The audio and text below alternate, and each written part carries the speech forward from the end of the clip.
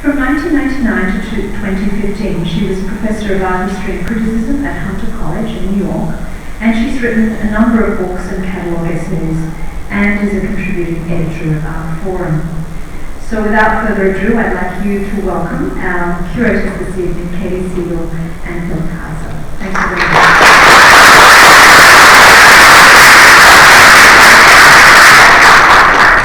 Thank you. Thanks so much, Melissa, and everyone at the Hirshhorn Museum for having us. I think we're going to quickly Phil and I will go through our respective presentations and then have a little chat and then open it up to questions. I know a lot of people who know, can we go to the Mark Bradford Tomorrow is Another Day slide, please?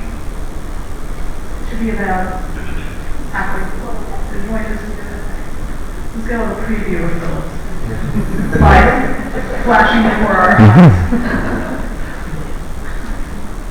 So I know a lot of people went to Venice, and if you didn't go to Venice, the good news is that Venice is coming to Baltimore, and Mark will be bringing his presentation in a very site-specific way to Baltimore in 2018.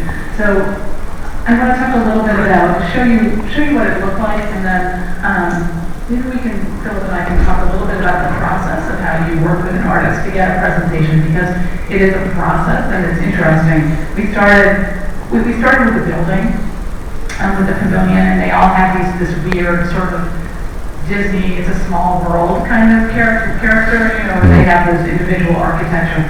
And so Mark, as an African American artist, was just very conscious of Monticello and the precedents for this kind of architecture so familiar in the DC and Virginia area, and the weight that carries in relation to the plantation, and the message about freedom and Greco-Roman ideals on the outside, and then very, very close behind us under the surface, the way that black people were enslaved and treated in these settings. So he started with Tomorrow is Another Day, Gone with the Wind. He started with Gone with the Wind, and then immediately left it far behind, except for the last line, which is the title of the installation. And he also realized that the building felt very heavy to him. And so, regardless of what was going on in politics, he started under Obama and finished under Trump, and people always ask him about that and asked us about that during precedents. Regardless of who was president, you realize that it felt like the Olympics. It felt too much like the White House, and it felt heavy. So to bring the White House down to his level, he did something no one's ever done before, and he built it to scale in a giant warehouse in Los Angeles. So this is his mock-up of the Venice Pavilion, and it's not the teeny tiny foam core maquette, it's the full size, built by the Lopez family, who his assistants belong to and has worked with him for years. And then he felt like he could really work with it. So there's always two sides to Mark. One is that he feels like art shouldn't live in a little tiny bubble. It shouldn't be separate from the rest of the world, and that art should address the largest questions, the most pressing politics and history and social questions of the day. But he also wants to feel totally free to be himself and autonomous in the old-fashioned artistic way. So he played a lot in Los Angeles, and it was really fun to see that process as he tried things out. And so he found what he wanted as a through line when he wrote this poem, which is the first poem he ever wrote, and annoyingly was incredibly good. For a lot of people, it feels sometimes it feels like he's good at everything. We worked actually with the poet laureate of the United States, K. Smith, on the poem, so that was also a really fun process. The poem is Hephaestus, who's the god of the forge and the patron god of artists, and who was thrown out of Mount Olympus for being lame, and the figure for Mark. And the poem tells the story. And now it looks like it was always there. You know, it looks like it's carved in marble, and we're hoping maybe they just forget to take it down and they leave it up. The first one is like a giant painting. It's a giant drop ceiling, and it's called Spoiled Foot. It's a reference to Hephaestus' lame foot, and it pushes the viewer to the edges. And the collapse of the center, as Mark calls it, and a lot of people started talking about this after President Trump was elected, the collapse of the center, of central support, central structures, the rational structures of American life, push more and more people to the margins, more and more people, which is a process that's only accelerating. I think a lot of us are aware, fewer and fewer people are feeling comfortable or feeling easy or feeling strong. And so the viewers push to the edges as they move through that space. It's very difficult. The next room is three beautiful black paintings, a series of sirens around a central sculpture called Medusa. And they all reference hair. And we realized, and Mark realized, he didn't set out to do this, but what it really is the biographical story, the installation from beginning to end, with that faces as a figure. So this is a figure, this room stands in for the beauty salon. There's Mark's mom on the left and Mark on the right working in the salon. I think people know this story. He worked with Foxy Hair for years and years alongside his mom, and then his first studio, he bought the building from her when she retired. And his first studio was in Leimert Park in the Foxy Hair studio, and it's now a program called Art Practice for foster youth transitioning out of foster care. And so he grew up in the salon, and the paintings use end papers, which is what he first became known for coming out of school. And he hadn't worked with those papers for 15 years because he doesn't like to be pinned down, and he felt like he was being stereotyped as the gay hairdresser artist and had a signature style of the end papers. But he also felt like he had never gone as far as he wanted to with them originally. He'd never gone as deep and as dark as he meant to go originally. And pulled back. So here he let himself go all the way there using the nice and easy hair dye, black hair dye. And they have a sort of black, fathomless surface, very deep, and a reference to the sea and to the sirens who tried to seduce the sailors onto the rocks. He flips that mythical story, and here the women are the strong ones. Medusa is strong. They're full of rage, but they are rage because they've been wronged. And there's an alternate version of the Medusa story told by Ovid, where Medusa is raped by Poseidon, and that's why she's so angry. And Anita Hill writes for the catalog, really wrote in the catalog beautifully about hair and intersectionality and the anger of black women.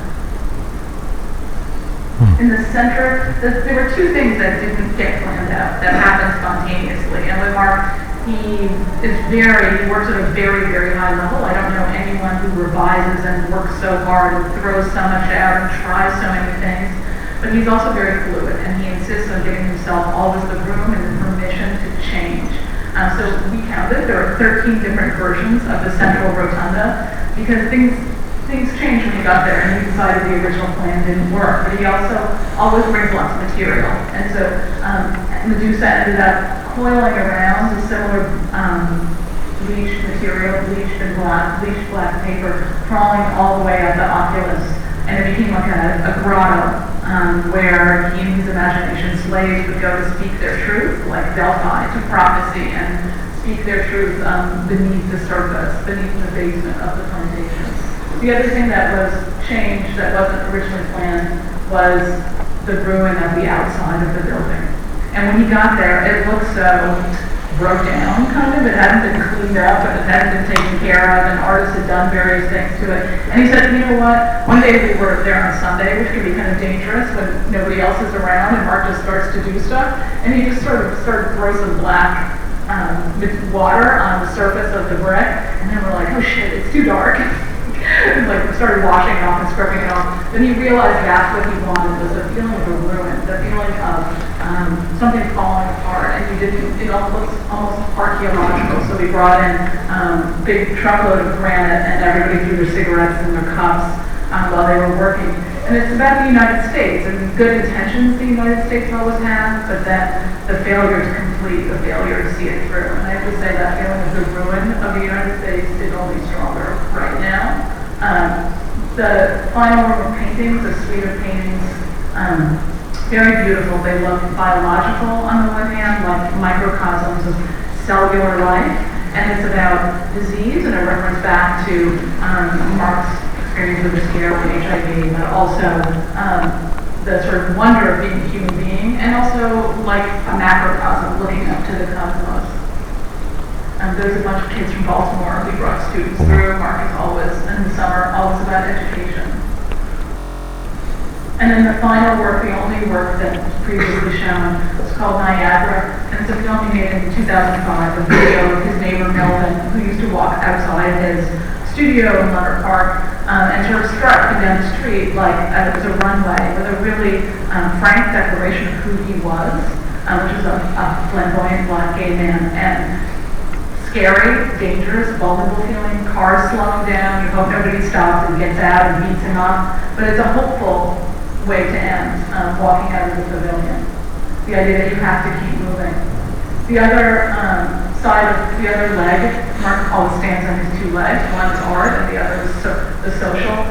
He looked in Venice over the course of several months trying to find the right partner. And he found it in the Rio Terra dei Pensieri, which is a collective of men's and women's prisons in Venice where they make artisanal goods.